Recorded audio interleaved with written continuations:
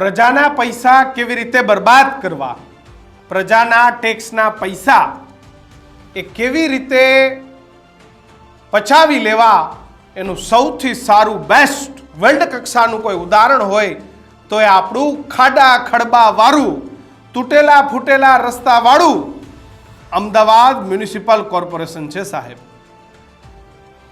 Ahmedabad municipal કોર્પોરેશનના કોર્પોરેટરો એ study ટૂરના નામે, શેના નામે? સ્ટડી ટૂરના નામે. આમ તો આપણે ત્યાં અભણ નેતાઓ જ રાજ કરે છે, ઠીક છે, આમાં ઘણા કોર્પોરેટર ભણેલા હશે, બાકી ઘણા એવા હશે કે જેને સ્ટડીનો નહીં ખબર હોય. એવા સ્ટડી ટૂરના નામે અમદાવાદ કોર્પોરેશનના કોર્પોરેટરો એ જમ્મુ કાશ્મીરના પ્રવાસે જશે. 2 કરોડ રૂપિયા એ જનતાના ઉડાડી નાખશે. કાશ્મીરમાં રાઇડ કરશે, ગુલમોહર જશે, સોનમર્ગ જશે, પહેલગામ જશે, ઠંડીની મજા લેશે. પ્રજા ભલે અમદાવાદમાં ગરમીની મરી જાય, પણ કોર્પોરેટરો ઠંડી લેવા શ્રીનગર કાશ્મીર ફરવા જશે. અમદાવાદ કોર્પોરેશનના દેવાંગ દાણી એ બિલકુલ શરમ વગર, સંકોચ વગર, કોઈ પણ પ્રકારની જનતાની ચિંતા કર્યા વગર હસતા મુખે કહે છે કે 370 હટી, પછીથી કાશ્મીર એ જોયું નહોતું, એટલે બધા કોર્પોરેટરને બતાવીએ છીએ. જો કે કોર્પોરેટર સાથે અધિકારીઓની તો મિલીભગત જોઈએ કે નહીં, કારણ કે કોર્પોરેટરને પૈસાથી માંડીને બધો વહીવટ જે તે વિભાગના અધિકારીઓ પાસે હોય.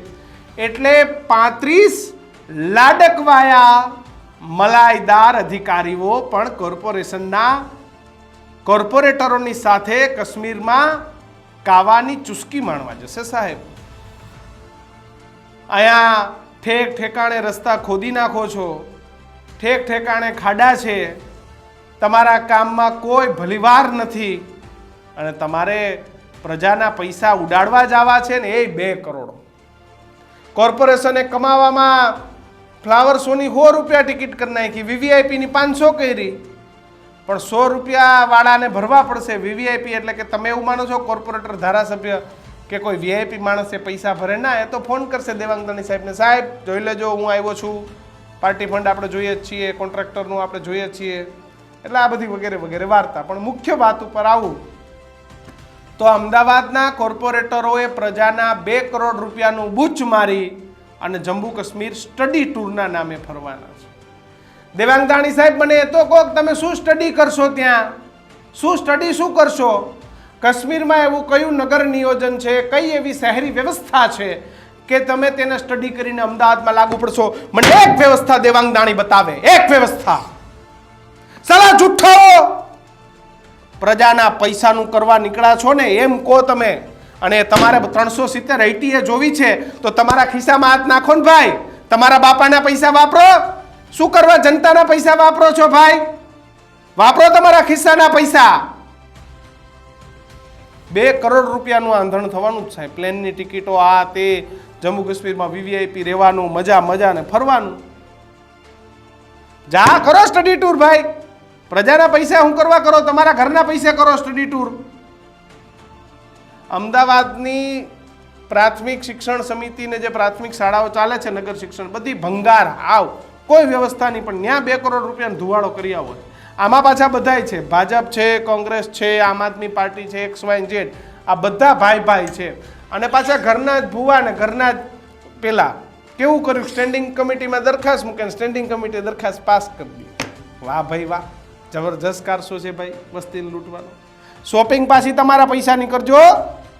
એ શોપિંગના પૈસા પેલા કોન્ટ્રાક્ટરો પાસેથી ના લેતા.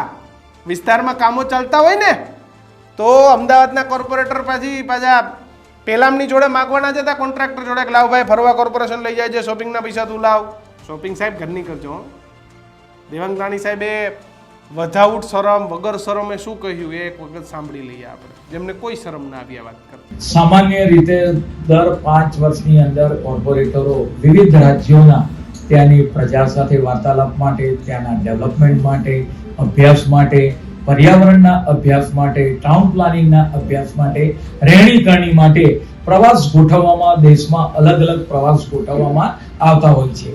આ વખતે અમદાવાદ મહાનગરપાલિકા દ્વારા આપણે વાત કરીએ કે મોટા ભાગના 192 કોર્પોરેટરો અને અધિકારીઓ સાથે લગભગ 225 જેટલા લોકો આ વખતે મોટે ભાગે શ્રીનગર જવાનું નક્કી કરવામાં આવ્યું છે. 5 દિવસ અને 6 નાઇટનો આ પ્રવાસ રહેશે.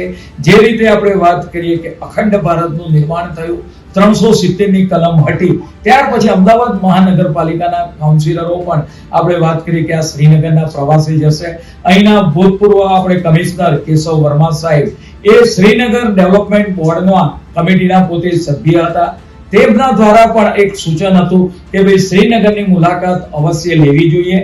અને આમ 2014 પછી માન્ય દેશના વડાપ્રધાન નરેન્દ્રભાઈ મોદી સાહેબ અને ગૃહમંત્રી અમિતભાઈ શાહ સાહેબ આવ્યા પછી આપણે વાત કરીએ કે 19 ની અંદર જ્યારે આ કલમ હટી ત્યાર પછી આપણે વાત કરીએ કે અમદાવાદ મહાનગરપાલિકાના એક કોર્પોરેટરની ઈચ્છા હતી કે ભાઈ આપણે પણ 370 હટ્યા પછી શ્રીનગરની મુલાકાત લેવી જોઈએ. ત્યાંના આજુબાજુના જિલ્લા છે, ત્યાંના પ્રખ્યાત સ્થળો છે, એ તમામ સ્થળોની મુલાકાતે આ કોર્પોરેટરો મુલાકાત લેશે. કેટલો ખર્ચ થશે, કઈ એજન્સી હશે ને ટોટલ વ્યક્તિઓ કેટલા સમય માટે? આ પ્રવાસ માટે લગભગ 192 કોર્પોરેટરો અને 30 થી 35 જેટલા અધિકારીઓ તેની સાથે કોર્પોરેશનના જોડાશે. એ માટે લગભગ 2 કરોડની આસપાસ અંદાજિત ખર્ચ થવા જશે.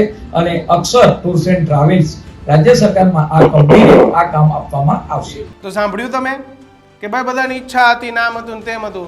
કાલતા તમારે કોર્પોરેટરને એવું થશે કાલો બેંકોક પતાયા જાવું કે અમેરિકા જાવું કે લંડન જાવું કે દુબઈ જાવું, તો તમે પાછી તમારે તો ઈઝી થઈ ગયું ને, ખબર પડી કે કેમ જવાય. સ્ટેન્ડિંગ કમિટી દરકાર તમે તો દુબઈના નામે સ્ટડી ટૂર કરવા જાવ. ભાઈ દુબઈ જેવું શહેર બનાવવાનું છે અમદાવાદને કે જ્યાં ઠેર ઠેર ખાડાઓ હોય એવું શહેર બનાવવાનું છે અમદાવાદને. એમ કરીને સ્ટડી ટૂર કરવા જાવ. ભલે ને ઇંગ્લિશનો એ ના આવડતો હોય તો તમે સ્ટડી ટૂર કરશો. હું સ્ટડી ટૂરના બાના છે, ખાઈ પીને મજા કરવાની છે, જલસા કરવાની છે.